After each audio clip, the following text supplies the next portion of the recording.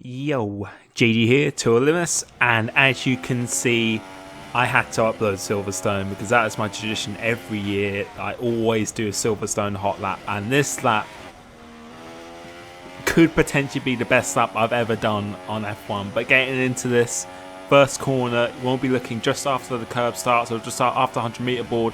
Completely flat out in 8th gear, try and keep nice and tight to this. After 100 meter board once again, we'll go to 2nd gear, try and do a relatively late apex. Go up into 3rd, as soon as you do that, go down into 2nd again, late apex once again. And really feather the throttle, just try and get maximum traction as possible, DRS lines as you can. And for this next corner, you want to be looking at the 2nd brake marker board once again. So as you pass that, do a really late apex, it's really important. Coast into this corner, so no brake, no throttle, let it drift out wide as it comes back. Go up through the gears once again to minimise the wheel spin, and this next corner in this game, we'll be going up into 8th and the 2nd board, so the 100 meter board once again.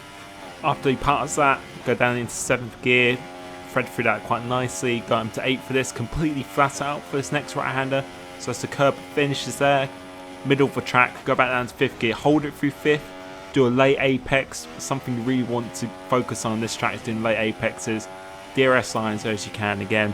At the end of this straight, you won't be braking just before the curb starts. That's why I would normally brake. So yeah, just before that, late apex, short shift up into 5th gear, up into 7th. 2nd brake marker board, want to go down through the gears. 2nd gear to really just get a bite into the corners, up into 1st, short shift to minimise the wheel spin.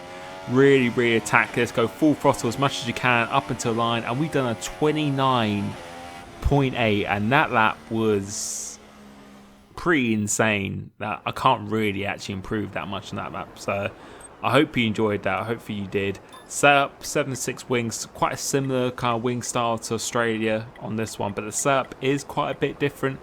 It's mainly built more for traction and straight line speed rather than actual just raw downforce.